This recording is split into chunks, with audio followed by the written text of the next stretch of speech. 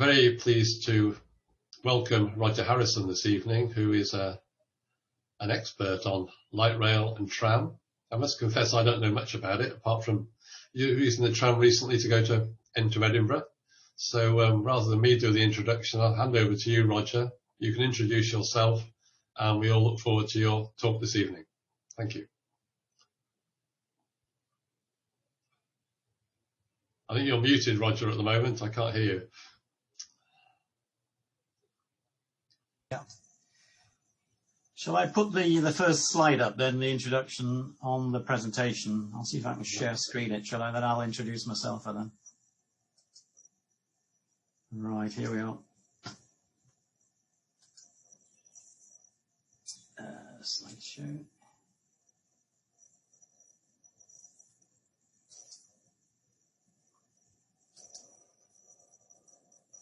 There we are. Right, well, good evening, everybody. It'll be great when we can get back to meeting in person again.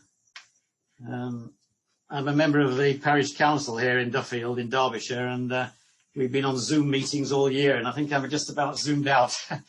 But we are going to be starting to meet again shortly after the 17th of this month. So anyway, thank you very much for inviting me.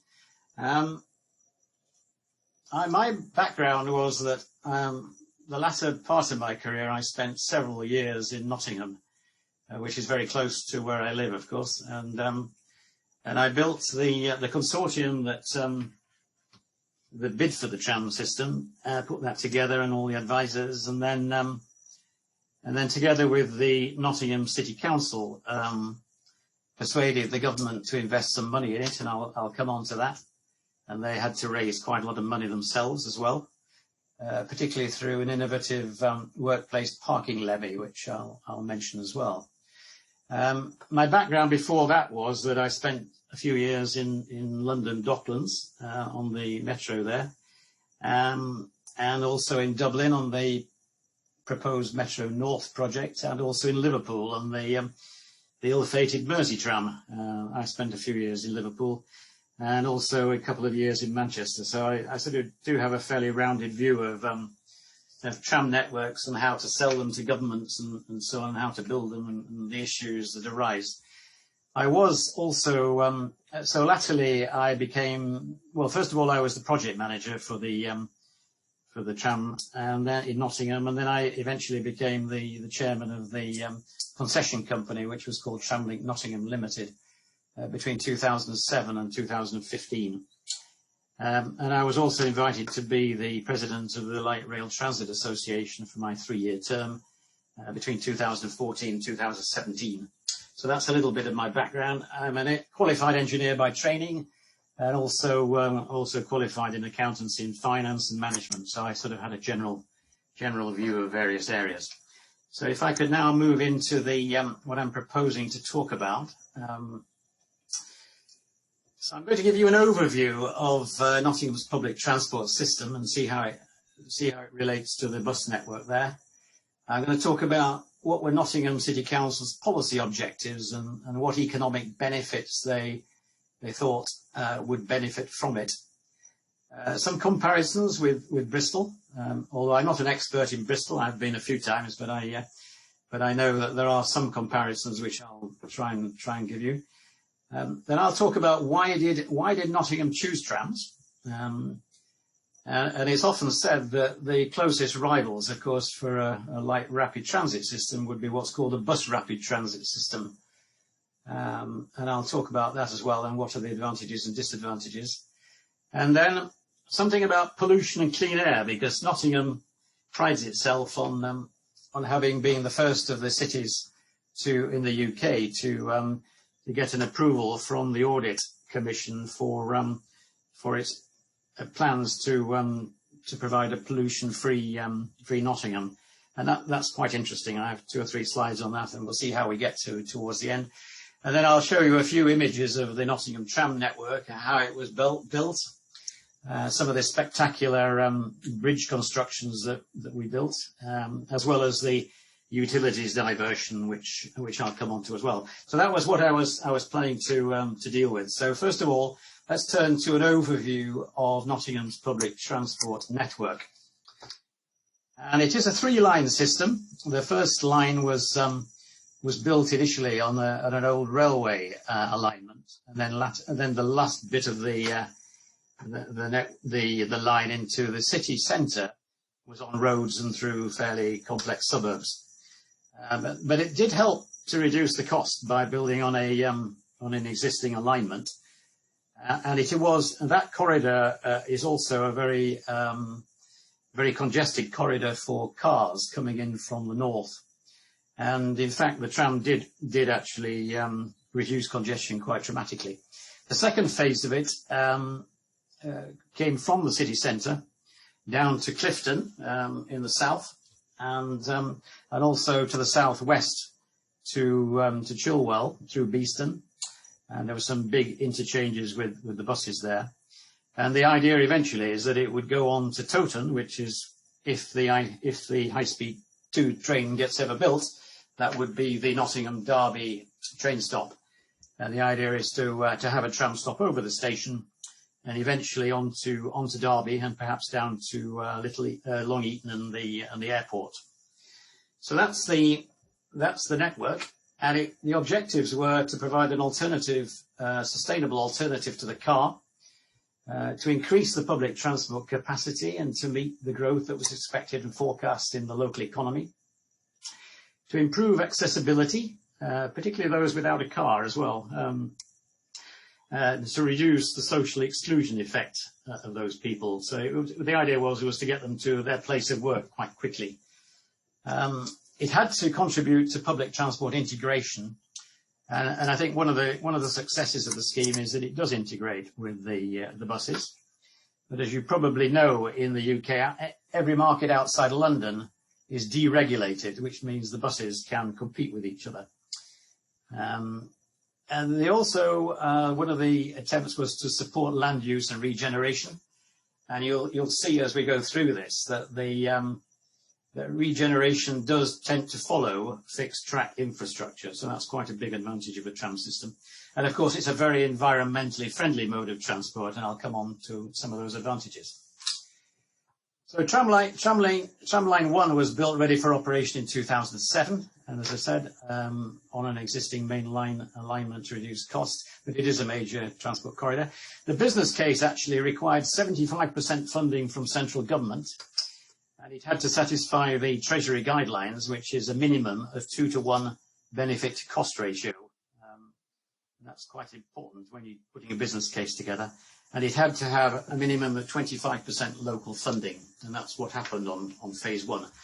It was a private sector built project by the Arrow Consortium. It was a design, build, finance, operate and maintain all as one scheme. And there were the shareholders in the consortium. So if you look at the Greater Nottingham population, I mean, it's very difficult to know exactly what the figure is, but let's say about 730,000 people. East Midlands as a whole is about 2.5 million, but the city of Nottingham itself is only about 330,000. And it does compare reasonably with Bristol. I mean, there are quite a few similarities in that area, particularly if you look at the conurbation area, the metropolitan area, as I always call it. There is a very large investment in public transport, and has been, particularly with electric buses as well.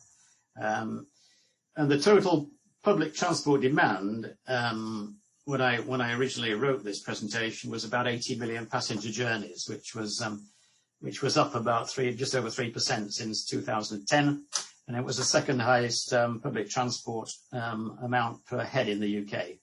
So that was quite important. There are two major bus companies. There are a few smaller ones as well, one of which went bankrupt fairly recently. But there are two major ones. Nottingham City Transport is the local government-owned transport company owned by Nottingham City Council. And so that's local government-owned. And Trent Barton, which is a bus operator which deals mainly with radial routes into cities throughout the whole of the East Midlands, and has from time to time gone down as far as Loughborough and up to Manchester and so on. And they operate right through the Nottingham, Derby, Leicester area and beyond. And they generate about 10 million passenger journeys in Nottingham on radial routes. The city transport tends to have the double deckers, and it tends to go around the inner suburbs as well. So the two are complementary. It's a 3-line network, 32 kilometres, and there are 37 trams now. And before the pandemic, it was around about just approaching 20 million passengers a year. And it's generally regarded as covering the metropolitan area of about 630,000. So that's the area that it covers. It has a pretty extensive cycle network, and one of the advantages of the tram system was that the cycle network was built into it, so you can cycle down the side of the tracks and so on. And it has a pretty large cycle network in Nottingham, and that increased dramatically over the last few years. And so there we are. Those are the 3 lines again. On the right-hand side there, you can see that each line has a large park and ride site at the end of it, with free parking for cars. And that's very important when you're building a tram system like this. You're wanting to try and persuade the car drivers to leave their cars in the car park and take the tram. So it's a free of charge car parks. And there are car parks as well, smaller ones, along various lines. And it's also not too far from the junction 25 of the M1. And the high-speed 2 terminal will be just to the right, just to the left of that eventually, if it ever gets built. And there you have the River Trent along in the bottom, which caused certain problems with bridges. And of course, that part of the line is on a floodplain as well. And that, just to give you an idea of on the left side there, the Trent Barton routes are the fast radial routes. They also have very fast buses as well, operating with very high quality leather seats and Wi-Fi, free Wi-Fi and all the rest of very high quality buses. And they operate between Derby and Chesterfield and Nottingham, and they have a really very good service every 10 minutes, so it's quite large. And the Nottingham City Transport deals with the inner suburbs, generally speaking.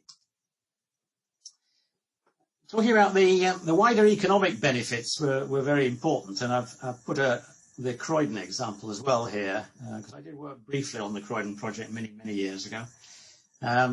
The Croydon project actually did attract about £2 billion of inward investment between 1996 and 2002, and another £3.5 billion was forecast for 2020. There was a huge reduction in employment and an increase in retail activity. So those are some of the economic benefits you can get from a well-positioned tram system.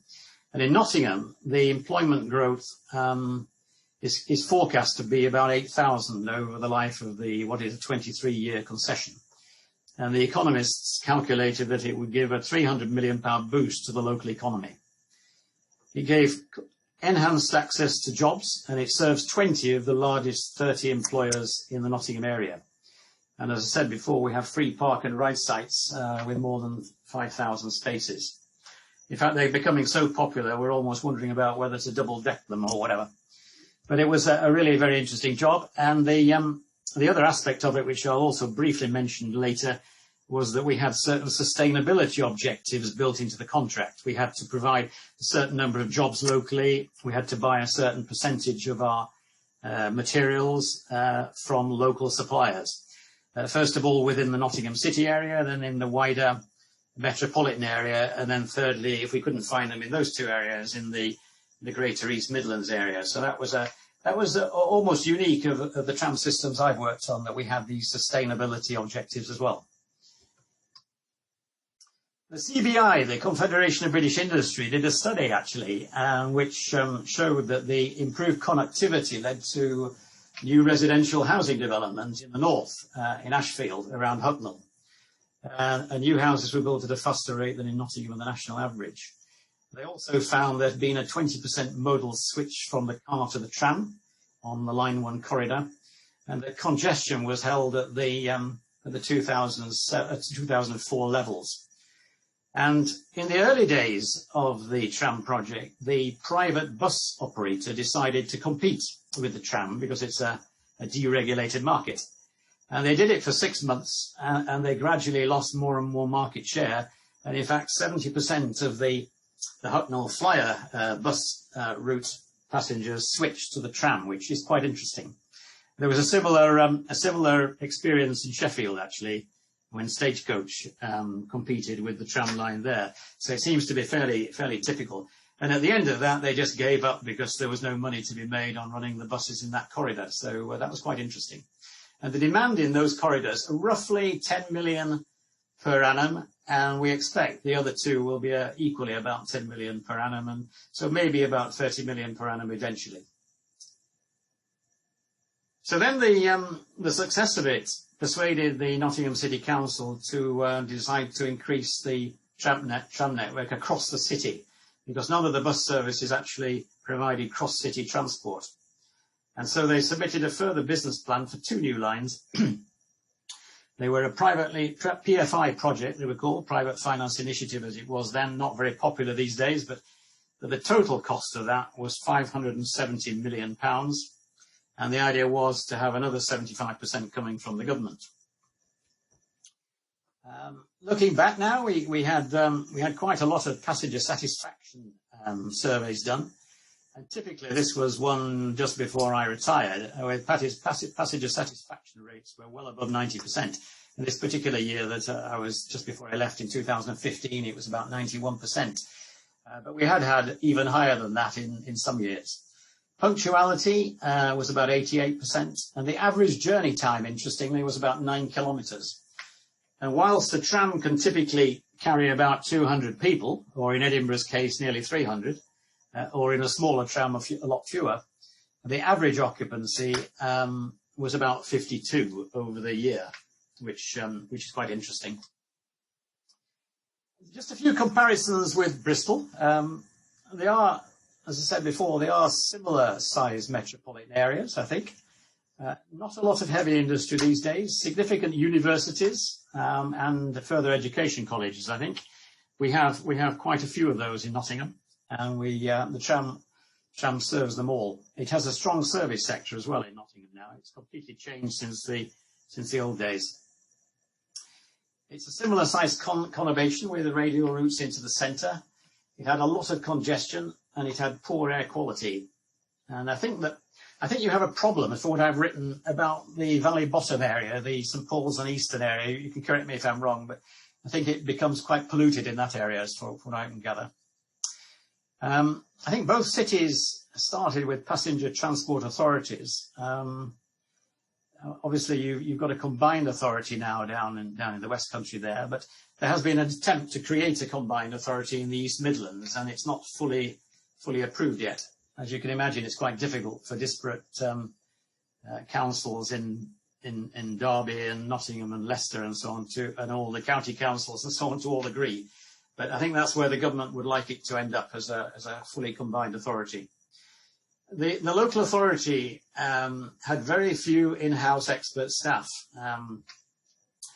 and they'd been reducing staff levels for many years. And so they're heavily dependent on using consultants. And they don't come cheap, many of them.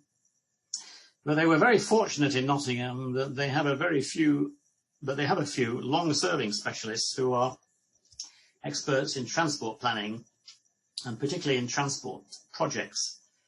And also what's very important as well, I think one of the successes of Nottingham was that we had a number of senior people in the local council here, the leader of the council, the transport portfolio holder and so on. And they were all pro-tram and they all stayed there a very long time. They had continuity and it really helped the lobbying effort. There's a central bus station and there's also the East Midlands Airport to the south. And I think one of the attempts will be to try and connect there one day. So let me just go on to why they chose trams in Nottingham. I mean, this is a photograph that I've used many times. That one tram basically, on average, is equivalent to about 3 buses, and that's equivalent to about 177 cars. So I mean, because it carries 200 people and in some cases up to 300, it generates a lot of people and takes them off the roads. So let's go through some of the reasons for trams. One of the things that our passengers used to say was that the thing they liked the most about it was the guaranteed journey time.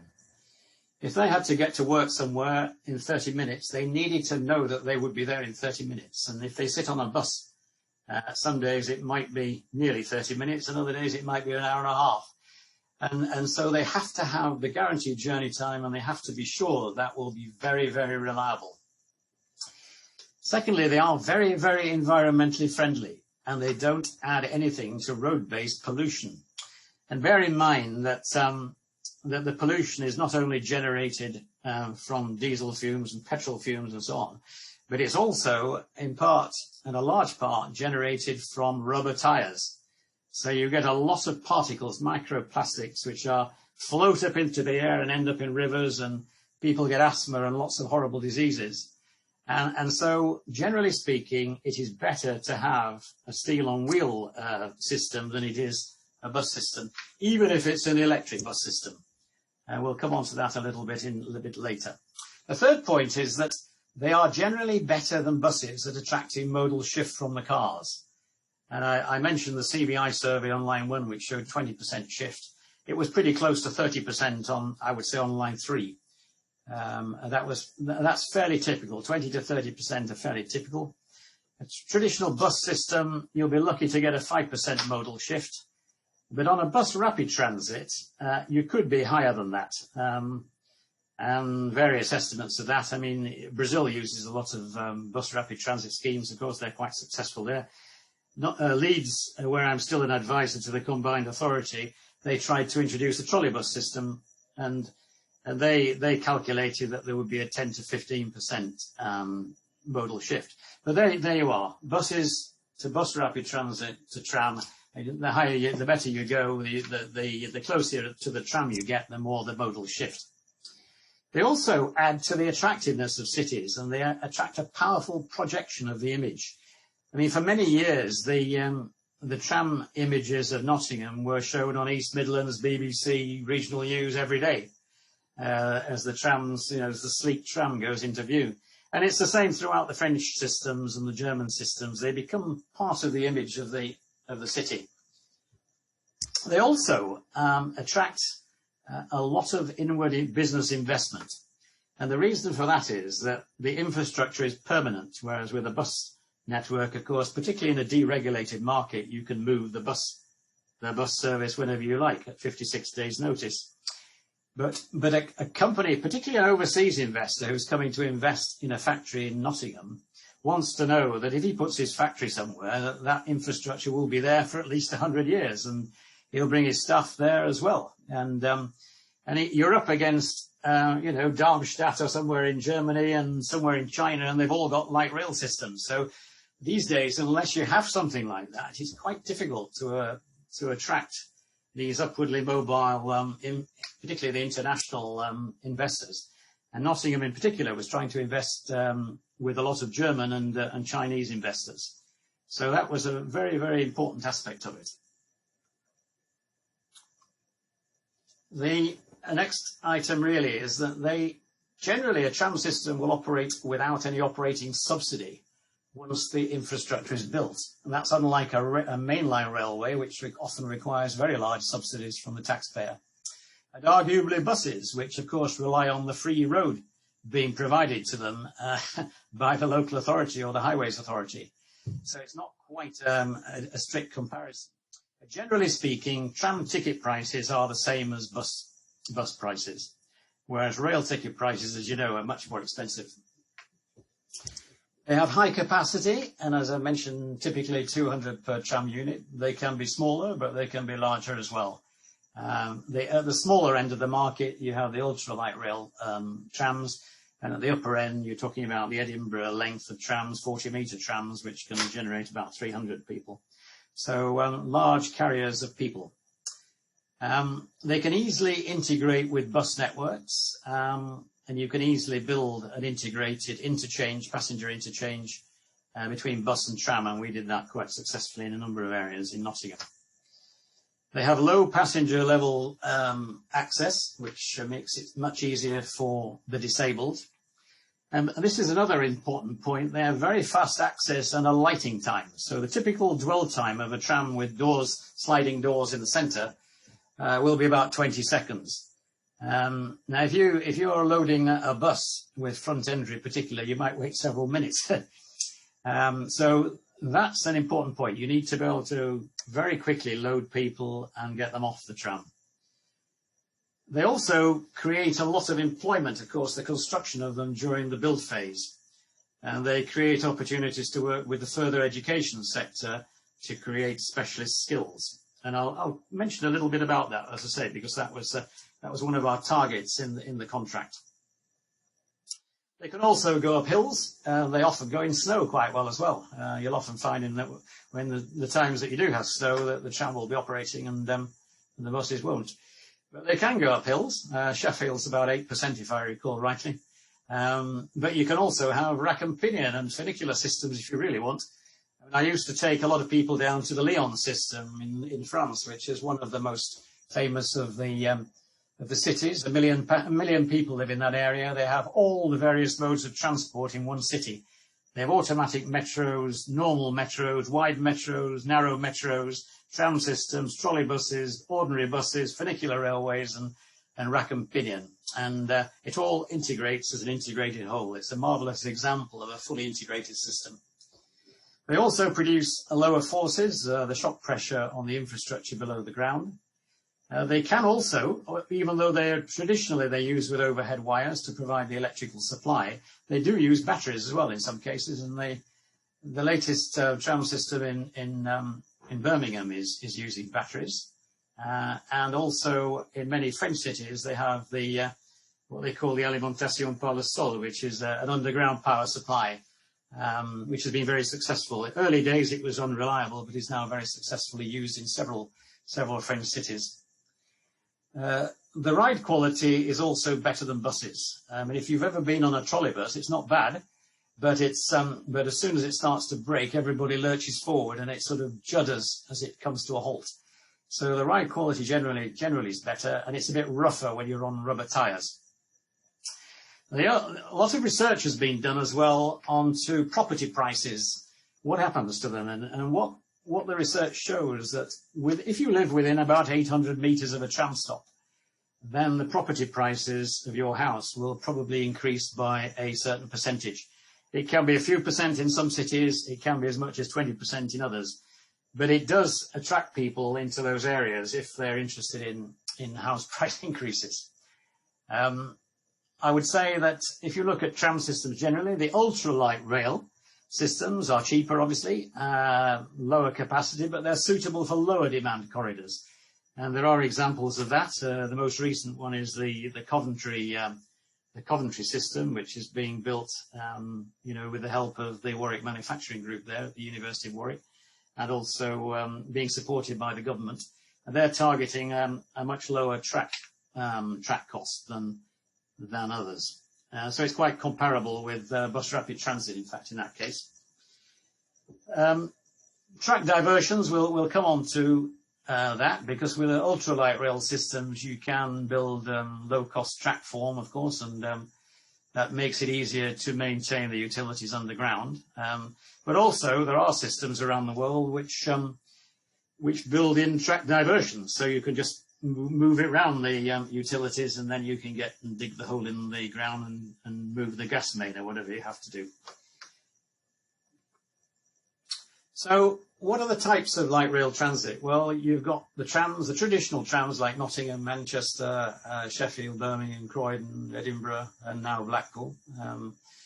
You have tram trains. Now, tram trains can operate on both tram lines and main railway lines. And the first one recently, the original one, of course, was in Tyne and Wear area on the Sunderland branch of the metro system. But the most recent one is the Sheffield Super Tram, which was funded by the government, and that's working pretty well. They are more expensive than trams, and you'll find that not many manufacturers make them now, but there are a few, and it's another option if you want to go out into what the Germans call the hinterland, out into the regions from the city, and you can bring them right into the city centre. So that's a useful type of tram. You also have the light metros, which are used in the Docklands area, the Docklands Light Railway, and I've got a picture of that. The Tyne and Wear Metro in Newcastle, of course, is a different type of, it's a metro. And of course, there have been attempts to take the old London Underground D stock, and they've refurbished them with diesel engines and I think batteries now.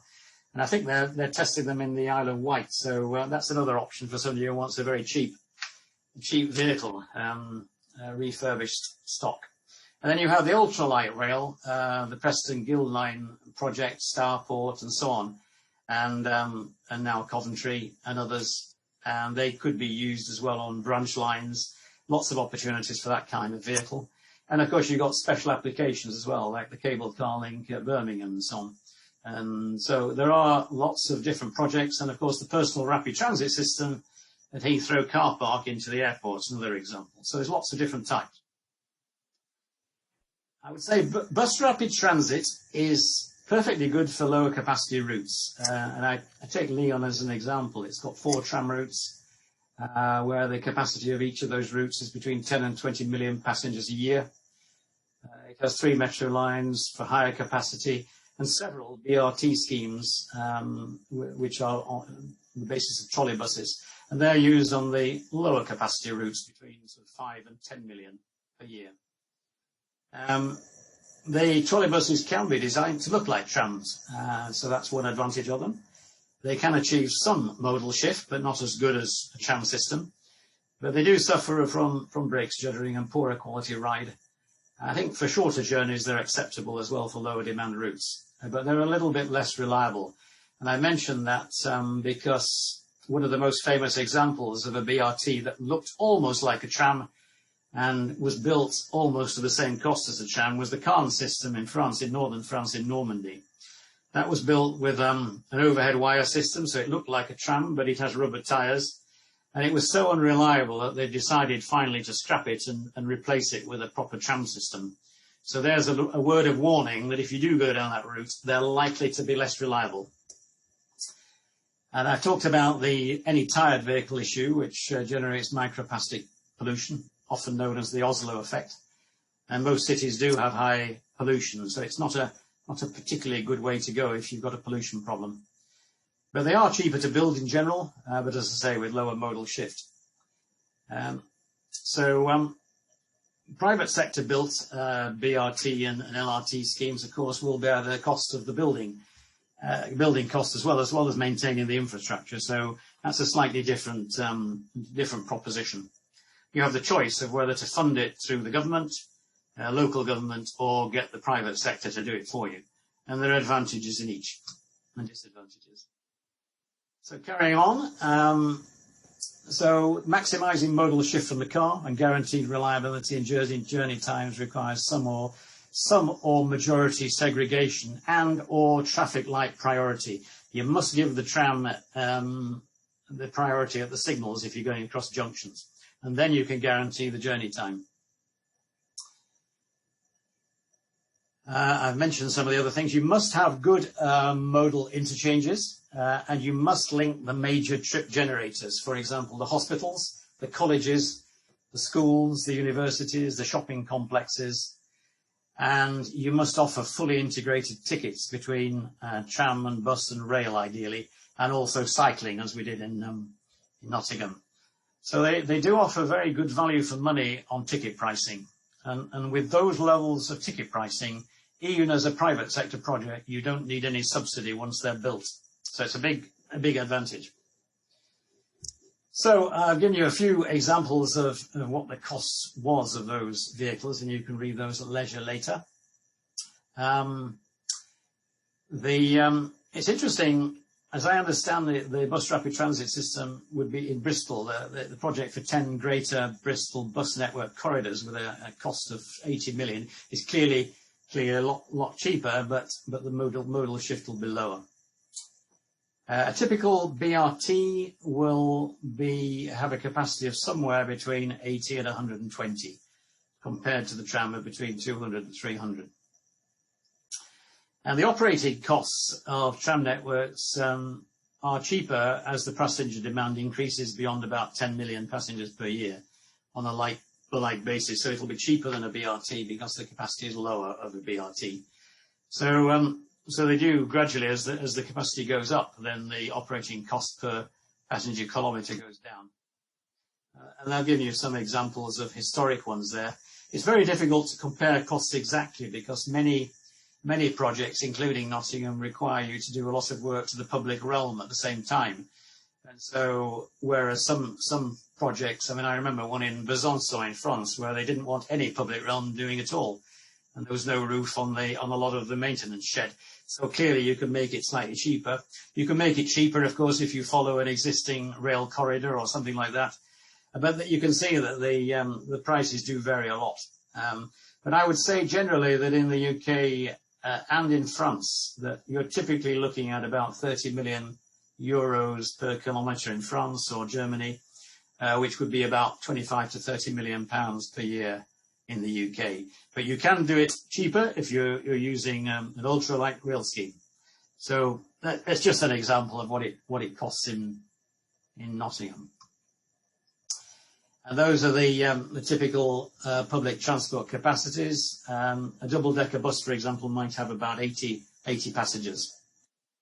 And you can work it out on corridor demand as well with what we call a headway, or the frequency between the trams operating, or a BRT. You can see that a BRT is ideal for maybe 5 million passengers per year in a corridor, but it could go up to 8 or 9 million, nearly 10 million. With a tram, you can get down to headways of 2 minutes or less.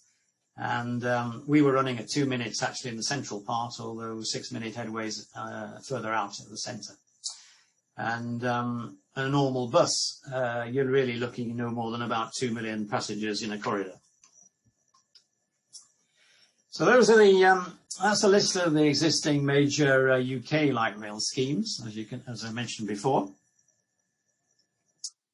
And I thought I'd just compare it with a presentation I did to the Tram Summit many years ago in London. This is an example of where the French have built their tram systems. You know, they have a very good network of high-speed trains in France, the TGV, as they call it, the TGV.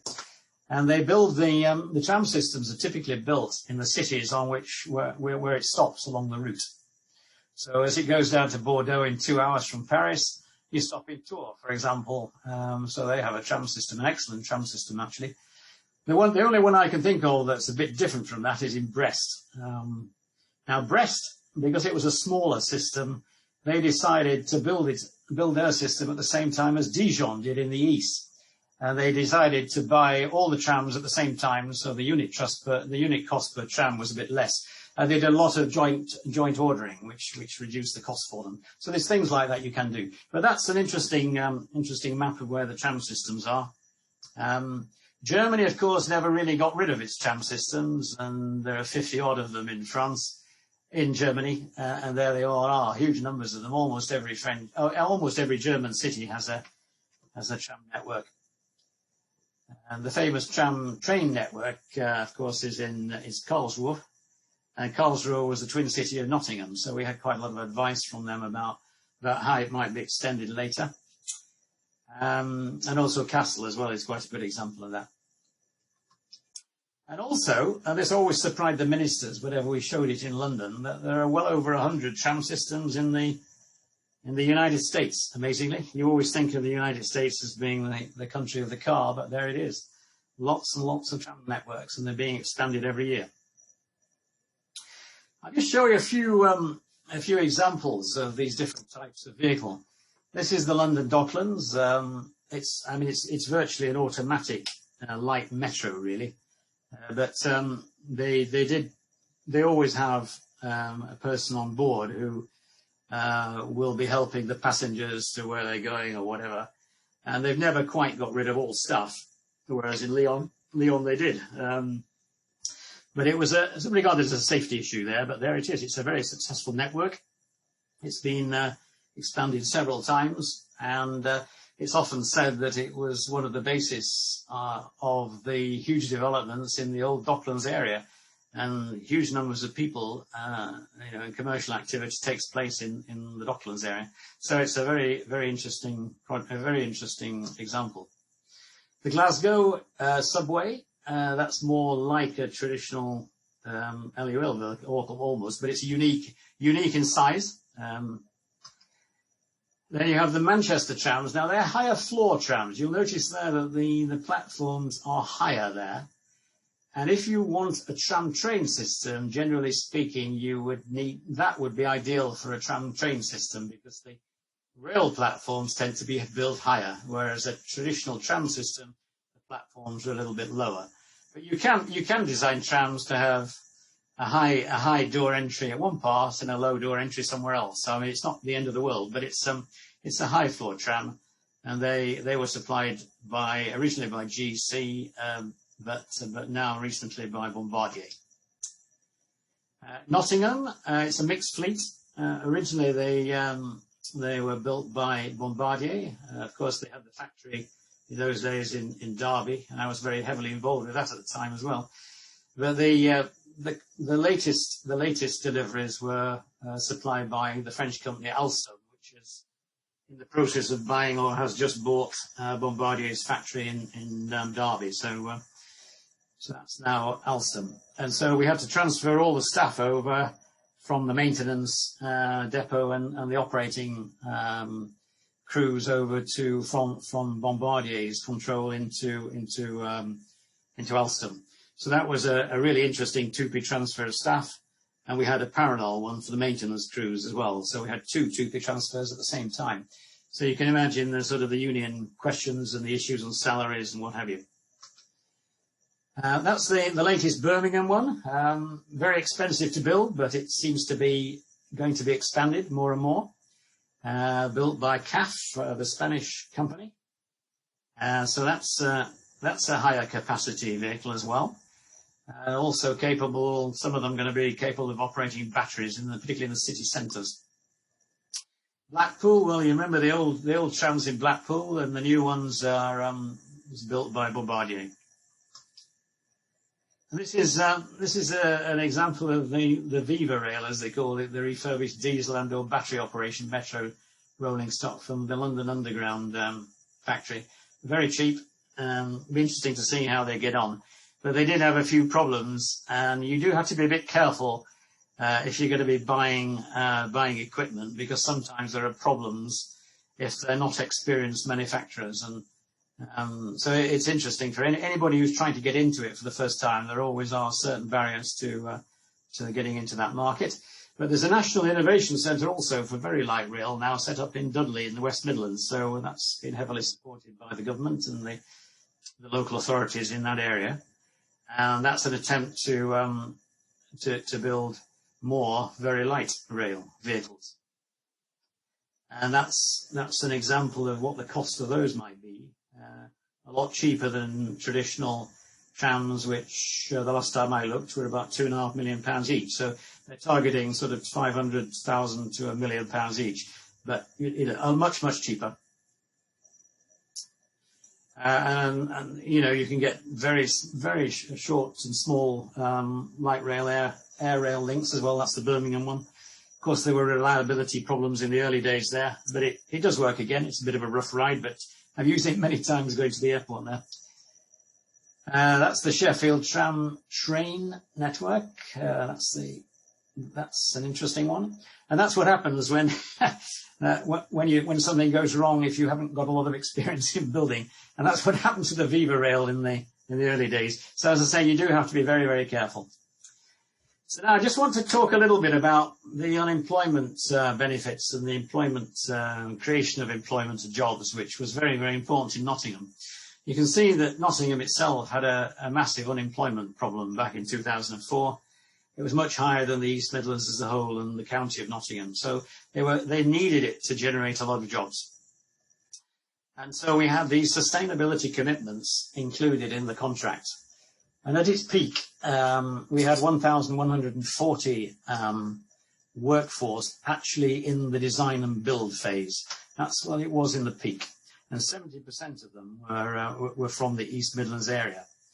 We created sector-based work academies working with the Nottingham City Council, who created an employer hub as a kind of single place where potential recruits could come and get a job. We also worked very closely with some of the large FE colleges at the time, New College in Nottingham as it was then, and Stevenson College.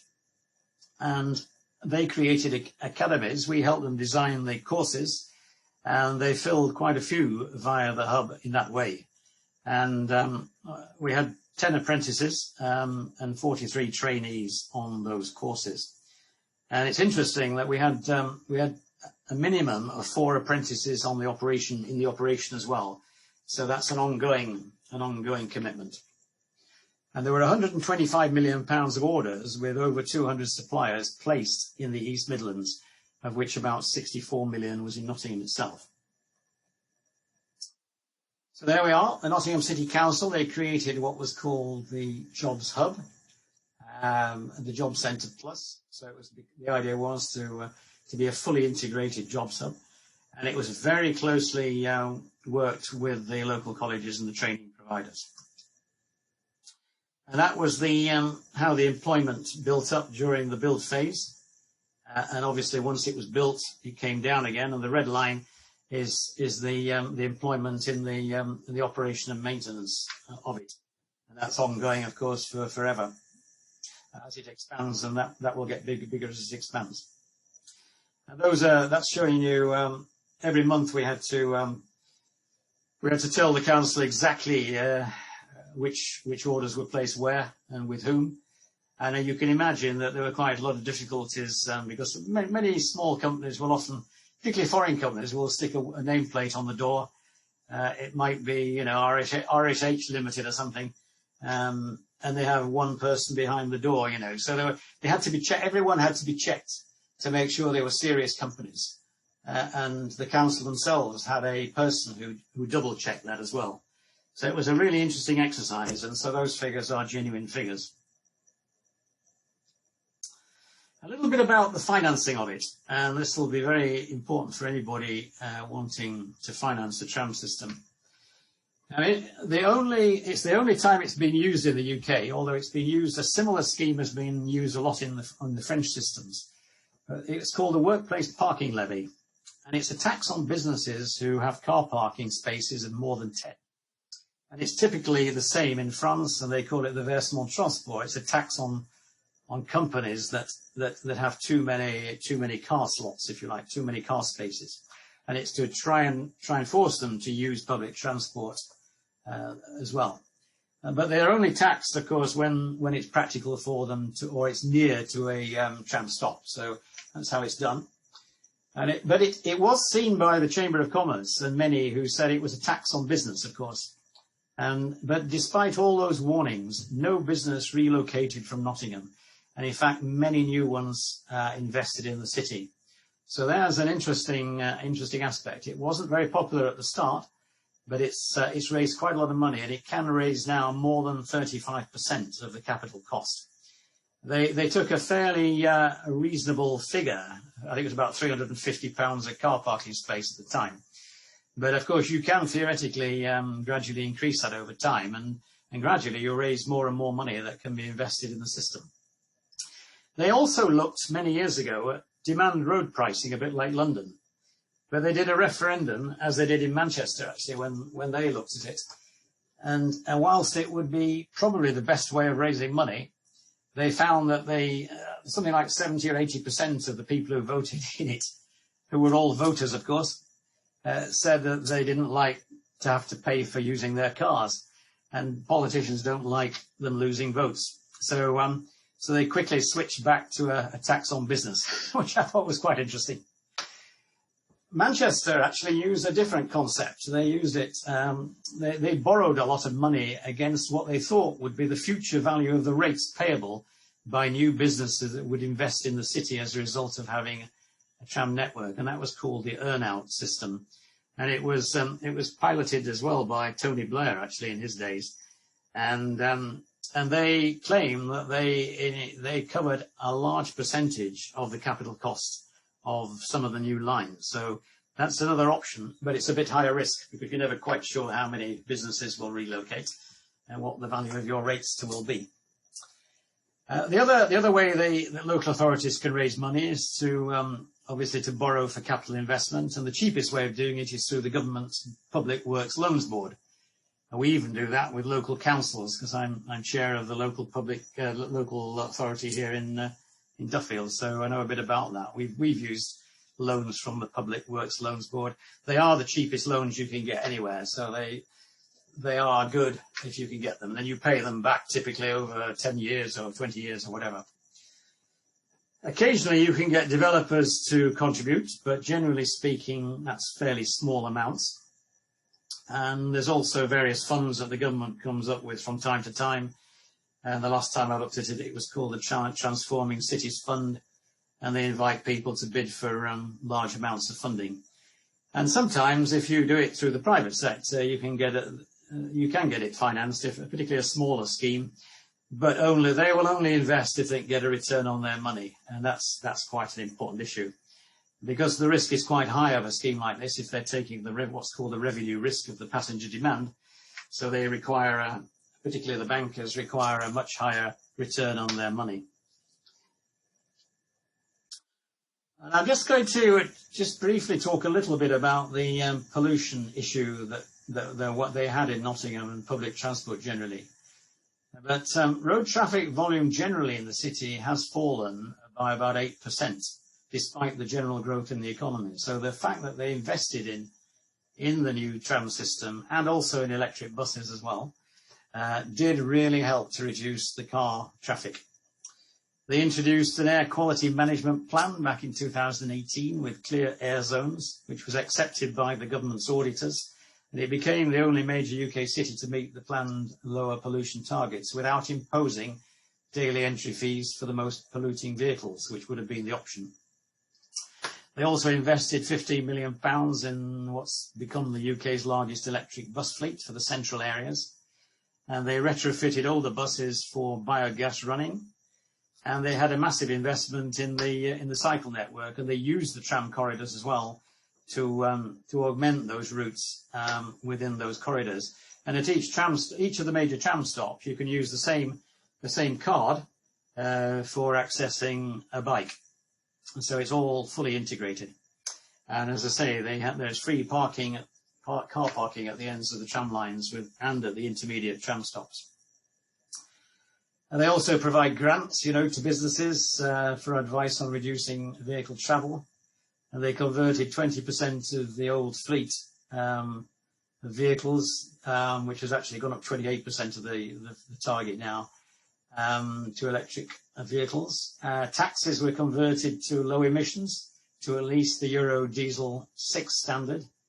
And that was supported by £1 million from the government for licensing discounts to taxi rank charging points and home charges. So that was quite an interesting aspect.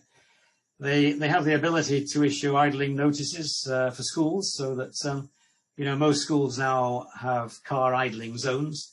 So because previously they were churning out a lot of pollution in front of schools, and that was not good for the children's health. So they did a lot of other things as well as just building tram systems, but the tram system was a very important part of it. That was some of the background to it. I mean, nitrogen dioxide is a major problem, and of course in those days it was the EU legal limits were the key thing, 40 micrograms per cubic metre. And Nottingham had achieved 34 in 2018, and it's been consistently below 40 ever since. And the nitrogen dioxide is regarded as the most dangerous pollutant. So, Public Health England, they say that it contributes, pollution generally contributes to about 36,000 premature deaths per year. And it's about 5.5% of all deaths in Nottinghamshire. So it's very important. And they have an air quality index, which every day you can see what the index is. And the last time I looked a few months ago, it was 36, which is regarded as good. And bear in mind that transport generally is one of the largest contributors to pollution, especially road transport. Interesting figure as well, which I looked at various figures from Germany as well. And quite interestingly, the DEFRA also did a study a while ago, and they calculated that tyres and brakes pollution, the microparticles and so on, will account for about 10% of national emissions by 2030. Other cities have said it's much higher than that, but it is a major factor. And interestingly, a typical car its tyres will give off about 1.5 kilograms of mass over its 30,000 average life of a tyre. And that's 22 times higher than the permitted current exhaust gas emissions. So that makes you think. And the heavier the vehicle, clearly the higher the tyre wear. And of course, at the lower end, even bicycles give off some particles because they wear as well, but not as much as cars. So just a few slides about Nottingham, and then I'll finish. That was the contract structure. Nottingham City Council contracted with Tramlink Nottingham 2 major contracts, one for the designing and building of it. And that was a joint venture between Taylor Woodrow and Alstom. And then we had a Nottingham Trams operating and maintenance company, which was a joint venture between the bus company Trent Barton and Keolis, the French tram operator. And those are some of the trams that we bought, the new Alstom Citadis trams. So there are 37 in total now, and that gives you a few facts and figures about them. We moved all the ticketing to off-tram ticketing. They had conductors when we came, and we moved them all off-tram. We reduced the fare evasion rate down from about 7 or 8% down to less than 2% in many months. So it was a massive change. They didn't like it at the beginning because they quite liked the old tram conductors, but what we did was to use them for quite a while, and we called them ambassadors, and they were moving up and down the trams and helping the passengers to go wherever they wanted to go and give them any information they wanted, tourists or whatever around the city. So they are smart cards. They're very similar to the Oyster card in London. Initially, they used the Trent Barton Mango card, which could be used on all the bus network as well. And now they have the Robin Hood City cards, which can be used on buses and with cyclers as well. We also introduced short hop fares, much cheaper for a 50p or £1, I think, eventually, between stations within in the city centre. And we always capped the amount that they would spend, so that there was no worry about overspending if they were doing lots of short hops. There was a travel centre in the city centre, and they had to buy, as I say, before they boarded. And just a few slides about some of the issues we faced. The congestion, generally speaking, the tram network was not built along the main road arteries, but it was built along some of the minor road arteries. And it did go over one of the major ring road around Nottingham, the A52 bridge. And I'll never forget it. It had to be positioned overnight, watched by at least 400 people on September 2013. And the next day was the Nottingham Half Marathon. And we were told it had to be open in the morning. And it slid into place right across the main dual carriageway. And it was an amazing sight. And below at the bottom, there's the Queen's Medical Centre is one of the biggest hospitals in the Midlands. And there is the viaduct that was put in place there as well. That was a major structure. We had rapid track laying equipment. That was a machine that Alstom produced, the ApiTrack system. And it was the first time it had been used in the UK, and it achieved about 220 metres in one day. So it was pretty quick. And then I mentioned earlier the issue of utilities. This was one of the worst areas along the Chilwell Road in Beeston. And of course, in this case, we had to close half the road. And the rest of it, you can see all the utilities down there. It was a nightmare, to be honest, moving all the utilities. And they probably in total cost us about £40 million out of that 570 million. So it was a major task. There were almost no drawings of where the gas mains, electricity cables, and water pipes, and particularly the telephone cables and so on. British Telecom, it was a nightmare dealing with them. And because they're all private, of course, they all had to be coordinated, so they appeared at the right time on the right day. And the whole project took about 3 years to build, and the commissioning period took quite a long time, actually, about 8 months. And there were quite a few snagging issues during that period. So it was about 3 years and 8 months, really, when I look back. But that compares very favourably with Edinburgh, which was much longer. And typically they do take about 3 years if you're fortunate enough. There were delays on roads due to congestion, but there were very few actual road closures during the construction. And there were complaints and frustrations about the delays during the construction phase. But once it's built, the politicians always want to expand the network further. And you'll find that the residents of the city want to do that. And they are planning several extensions. And the famous bridge over the city station, I mean, that was about 500 meters long. That was slid into place as well. That was an amazing feat, absolutely amazing feat. And it's a beautiful structure. And there's the Queen's Medical Centre with, so it's fully integrated with the entrance into the hospital. And in the Eastern Town Centre, fully integrated there with the buses, as you can see, they come in on the right, in those jagged edges there. Walk across the platform straight into the tram. And if you're disabled, you just go from one to the other and so on. And the more the accessibility is easy, the more passengers are quite happy to use both modes. That was over the Wilford Toll Bridge that had to be strengthened. That was over the River Trent. And there in the Clifton Town Centre, you can see how in that part of the city, they share the road space as well, with trams and cars as well and buses. So to summarise it, it takes a lot of political support to build a tram system, and you need continuity of leading advocates and local politicians. It's quite hard to convince central government because in many cases they provide quite a lot of funding and the local politicians get the benefit. So from a central government point of view, they don't see there are many votes in it, and that's unfortunate. They tend to prefer cheaper bus systems because they see that it's a lot cheaper. And the more funding you can get locally, the more likely you are to get it. And it needs to be a fully integrated, mode neutral. Don't try and sell trams more than all the other modes of transport. Sell it as a fully integrated whole with buses and cycling as well, and walking. And for large cities, I would say traditional high capacity trams should be used on the high demand corridors. Otherwise, you're taking a bit of a risk. Go for something that's proven and reliable. Traditional tram systems are quite expensive, but once they're built, they don't need a subsidy. And as I say, they have average ticket prices comparable to buses. There will be congestion and there'll be complaints during construction, but once it's built, the people will want more. And I would say that you have to have good stakeholder managers during that phase, and constantly talking and telling the people of the city when you're going to be building somewhere or you're going to be digging up the road.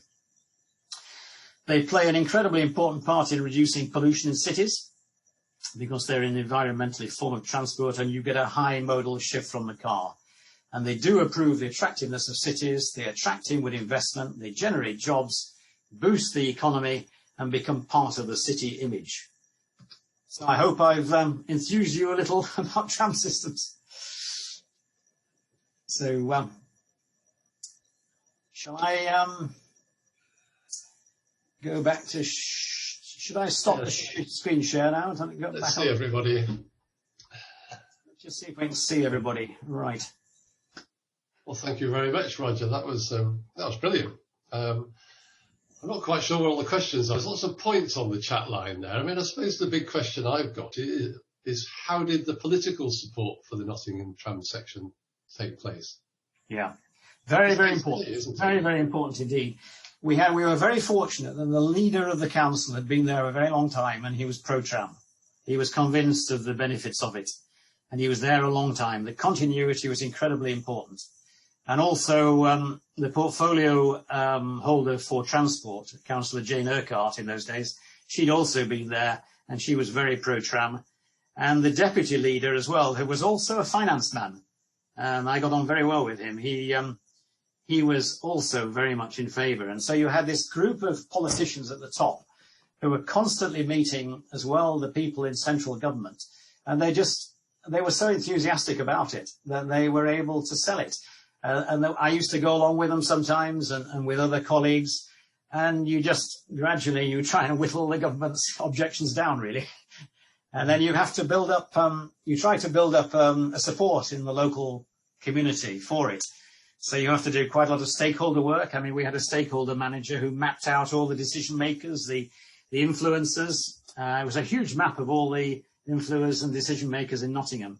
And we had a guy literally going around and talking to them all. Did they think it was a good idea? What were their problems? What were their issues? And we put it together in a big report and used that as well with the central government. And I think it was those kind of things where the government finally realised that the people of Nottingham actually wanted it as well. And those that have failed, like the first Leeds system, they failed on those kind of things. They didn't have the continuity, you know, of the politicians. They didn't do enough stakeholder work and so on. And it's so important that. One of the obstacles I always hear about in Bristol is actually trying to put a tram line into a narrow road. Gloucester Road's mentioned. Did you have any examples of that in Nottingham? Yeah, I mean, the narrow road I showed you there was probably one of the narrower roads in Beeston. That was actually where Anna Soubry, you remember her? She was the MP for that area.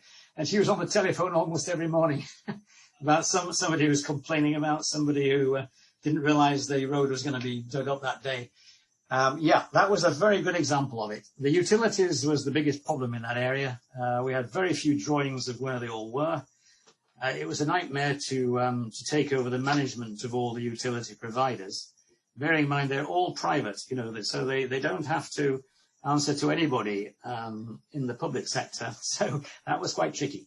And we did have quite a lot of complaints about that, but we did set up a network of stakeholder managers in 30-odd different parts of the city. We also had porter cabins with the site managers the site administration managers in the same areas.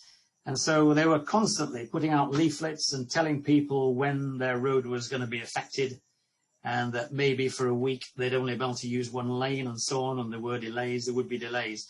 But I mean, I will be honest, there were complaints for a period.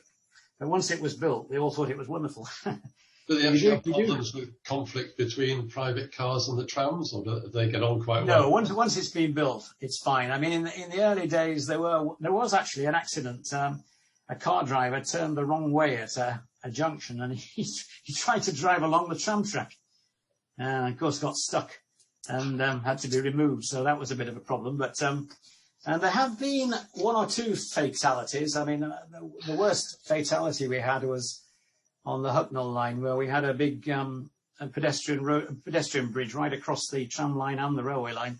Well, we ended up with one, but in the early days, you had to cross by foot. And a young lady who was probably about 16, I think, she had her ear, listening to the music, and she didn't hear the tram coming along, even though the tram was hooting. And she was killed, unfortunately. And as a result of that, we had to build a footbridge across the railway and line and the tram system. So, but it's very, very rare, but it does happen occasionally. You get the odd accident. And I guess in the middle of the city, we did have one or two very minor accidents, but the tram drivers drive on line of sight, and they are trained to look out for passengers who jump off the tram and rush across the front of it, you know. But they're very well trained. So, but occasionally you do get some small accidents, but very, very few relatively.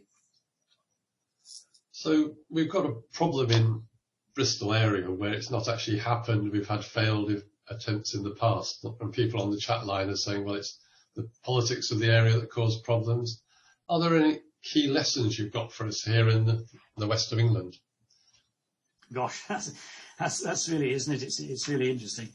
I mean, I think you have plenty of radial routes, don't you? Just like Nottingham has radial routes coming into the city centre, and you have the ring roads, and just like Nottingham, really. And it's very important to see where your major trip generators are, and get somebody to draw the ideal tram line to meet all those, the hospitals, the further education colleges, you know, the universities and so on, and that's the first thing to try, really, because you really do have to satisfy government as well. You have to show that you're connecting all the major trip generators.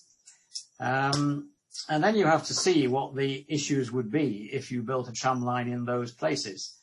Obviously, in narrow streets, you have certain problems. But, I mean, lots of European cities have the same issues. Like Lyon, for example, is a very historical city. And they actually designed the tram to look like a silkworm, Lyon was the city of the silkworm, and the silk industry. And so they created it as part of the image of the city, and people became very proud of it. It was what they wanted to project to the world. This was the city of silk, and they were built right in the middle of the historical part of the city. And you can operate them by batteries as well in the city centre now. You don't have to string wires, but a well built traditional tram system with wires, most people don't really notice them when they're up. You hang them from the buildings across the roads in narrow streets, and you can stop certain streets being used by cars if you wish, if they're too narrow. Quite a few of the French cities do that, for example. But in general, in Nottingham, cars do interrelate with the trams. But the more segregation you can have, the more likely you are to be successful. And if you can't get segregation, try to get traffic light priority for the tram system. So, of course, you want people out of their cars, don't you, really? So you want people on the trams. Yeah. There's a question here about the last bit you were talking about the environmental laws. Hang on, I lost it again. I must confess I've not heard of the Oslo effect till this evening, but there's a question about the legal consequences under the environmental laws for operators and local authorities who knowingly permit this kind of pollution in the future. Yeah, I think that's very important. I mean, Nottingham, because they were so convinced that it was going to be good for the environment, and they had lots of other environmental measures as well, they were just determined to make it a very environmentally friendly city. And so, as I mentioned, you have lots of different activities that they put in place. At one stage, they even had their own energy company called Robin Hood Energy, which Jeremy Corbyn invested in. But it went bankrupt, didn't it, last year? So not quite sure what's happening to that. But they also have an underground heating system as well, which in the central part of the city heats homes. So, I mean, they really do. They have gone to town on lots and lots of environmental benefits. And as a result, they are now meeting the targets. What about trams versus underground? Because we've just had an election, as you know, a mayoral election, and the newly elected mayor, who was the mayor before, he now wants to go ahead with building an underground in Bristol. Well, Bristol, as you know, has absolutely no underground whatsoever. So what I mean, to me personally, that seems crazy, because I try to imagine the cost of actually building an underground from scratch must be huge compared to the cost of putting a tram. So what's your view on that? Oh, absolutely right. I think I agree with everything you said there. It's extremely expensive.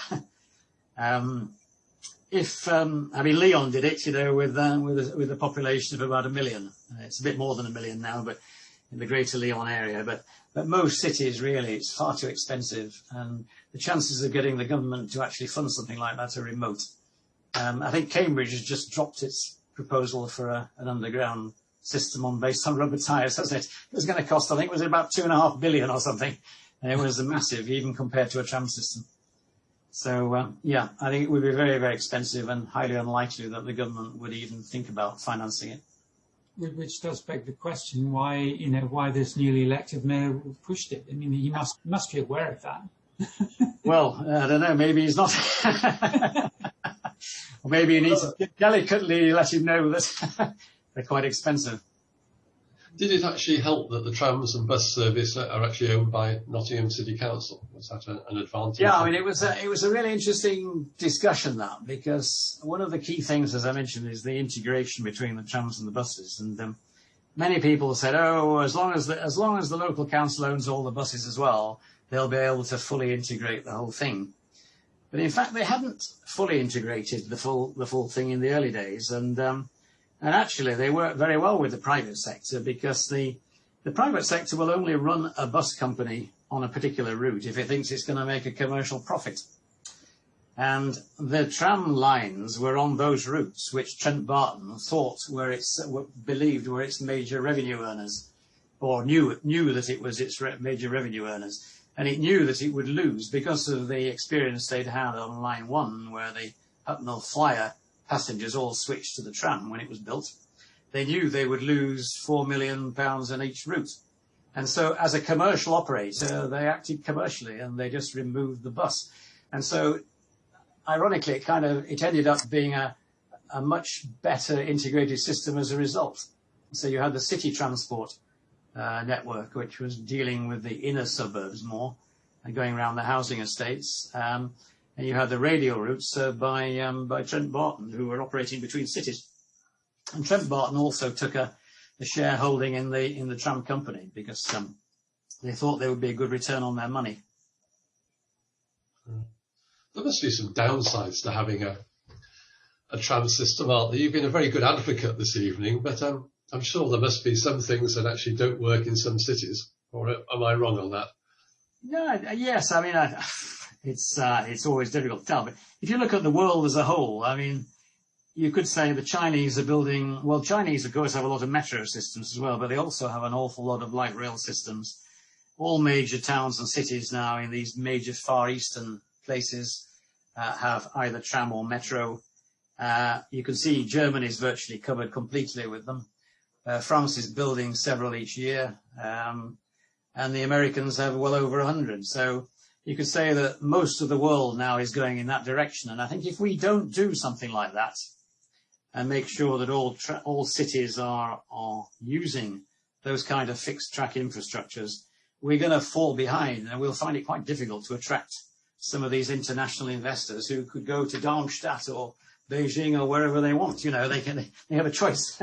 And if, as one investor from Germany once said, well, if you don't have a fixed track system, we won't be coming to Nottingham. It was as blunt as that.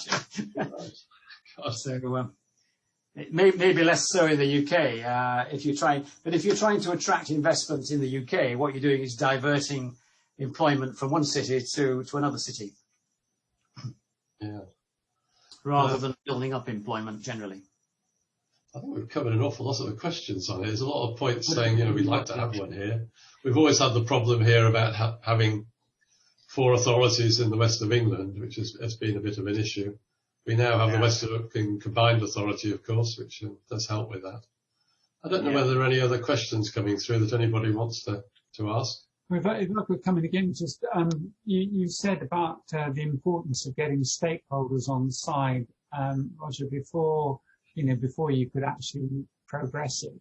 So, and you itemised all the kinds of things that you did to achieve that, but that must have cost a lot of time and effort in putting it in, which is fine, but that must have itself cost a lot of money. So, how did you get the funding for that? Well, we were a private grouping, of course, of consortium investors. We had the manufacturers of the trams, we had the operators, the maintainers, the builders, and we also had a couple of private equity funds as well. And so we decided that if we were going to win this project, that's what we had to do. And in every tram system I've been involved with, we've systematically gone around and identified all the stakeholders and influencers and deciders, and talk to them all. And if we found that most of them were against it, then we'd back off. But what we found in Nottingham was that they were almost all of them in favour of it. And so it was a tremendously powerful tool when we got to the government. But we took the risk in the private sector of doing that. Yes. And also, to be fair to Nottingham City Council, they had a man who dealt with stakeholders generally, who was extremely good, and he worked very, very closely with us later as we were building it, extremely closely. And it was like a really joint effort. And it's important when you're trying to get the project approved. It's very important when you're building it, extremely important when you're building it as well, and later when you're operating it. Okay, I've got a question here from James over there, James Harkins. Thank you, Simon. Roger, you're talking about the Oslo effect, and with the legislation that's coming downstream from the Paris Agreement in the form of an environmental bill.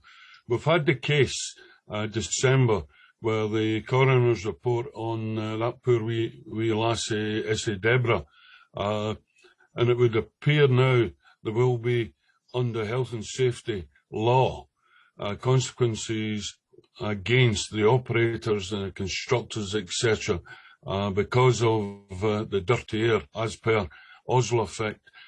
Bearing in mind that the tram Trams have a working life of between 100, 120, 130 years. What do you see in your crystal ball on the clean air aspect legally, the consequences of what may happen to the people who permit in law the pollution from the Oslo effect? A nice wee easy question for you as usual. That's a big question, isn't it? A big debate, obviously. I think we could have a debate for an hour on that, but I think gradually, legislation will force us to become cleaner. I mean, the legislation, the government's introduced legislation on using electric cars over the next few years, isn't it? It will be more and more of that type of investment, I think, and legislation. So I think we've got to get used to it. And if we don't embrace it, then we risk being fined or falling behind the curve. So it's better to be right up amongst the leaders. Thank you. All right, have we got any other interesting questions here? Let's have a look. I think we've covered quite a few of them already. Can you run the tram? Well, somebody's asking here, can you run the tram in both directions on one single track with passing places? The answer is yes, you can. Yeah. In fact, on the Nottingham line 1, that we do run on the same track at the far end. Yeah, you can do that. And the drivers who the best tram drivers are actually women. Would you believe? It just suits their mentality. Actually, a lot of tram drivers are very, very good tram drivers, women. Good. We shouldn't be surprised, should we? No, we shouldn't. It suits their lifestyle very often as well. They can work a certain number of hours.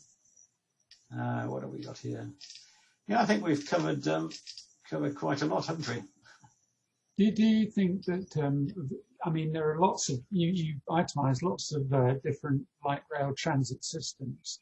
Do you have, clearly you also indicated that there might be more appropriate ones for different circumstances, but overall, is there a best one, that you think of on general balance? What would be the best overall system, do you think? That's a really difficult question. I can speak as a private operator. Private operators need equipment to be very reliable. They need to be repeatable every day of the year for years on end. You can't afford to pick a piece of innovative equipment that hasn't been proven. It's just too big a risk. And you have to build in too much into the price to de-risk it. So we would always tend to go for something that's proven and reliable. So that's the first thing I would say. So we tend to go for standard trams in big cities. But I think in future, I think you'll see trams which, we already see them operating with batteries. I think that probably we'll see more of that. I think maybe hydrogen as well in the future, if the safety concerns can be sorted. But yeah, there's some quite interesting developments in trams over the years, and I think it could happen gradually. But the standard trams have the overhead line wire equipment and probably batteries in the city centres now, particularly in historical cities, so that you don't see the cluttering of the wires. There's a question there that's interesting from Nicholas Falk about, have you any experience of landowners actually contributing to trams because they're getting land value capture? Yeah. That'd be a great one, wouldn't it, if you could actually do that? Yeah, I do remember back in Sheffield days, so it's going back a long time now, the developer of the Meadowhall, I think it was, put £1 million in. But, they generally, when you talk to them, they are, in Nottingham, we did have discussions with them, because bear in mind, if they do build the high-speed 2 terminal in Toton, a new city will effectively be created between Nottingham and Derby. So some of the developers who are very advanced plans of building new housing and commercial developments around the tram stop and around the HS2 proposed station. Some of those could be prepared to put some money in, but as I say, when you're looking at 300, 400, 500 million pounds of investment, you'll be lucky to get more than a few million. And we did talk to the developer of 500 houses in Clifton, and they were also prepared to look at possibly putting in some money, but small amounts relatively, but helpful nevertheless. It's a question there that's interesting from Timothy Chambers about why did trams fall out of favour so much in the 50s and 60s? You know, they've got... Yes, well, Mrs. Thatcher told everybody, didn't they, that if they had to get on in life, they would never go buying... Was it they would always have a car, wasn't it? I seem to remember, or something like that. Never be seen dead in a bus, you know, I can remember those days. You know, you were a complete failure in your career if you were seen on public transport and that sort of thing. I don't know, it was, you know, Mr. Marple didn't help either, did he? And he wasn't very far-sighted, in fact, because a lot of these branch lines... you know, I have plans to bring them back into favour again. We have one, in fact, in Duffield, the Worksworth line. There's a group of enthusiasts who brought back the branch line into operation. There's the final question there saying, well, what impact is COVID going to have with more people working from home? Who knows? That's a very big question. Personally, talking to a lot of businesses, and we have two sons who have a recruitment business in Derby and also in London and Manchester. And they always, because they deal with a whole variety of clients and businesses, they tell me that they think that most companies will prefer to have some flexible working. And it may be only 1 or 2 days at home a week. People have got quite used to the flexibility and the best sort of work-life balance. And I think there are questions to be answered there about city centre office blocks and so on. Yeah. So I think work patterns will change, but at the same time, they also tell me that people are desperate to meet their colleagues again.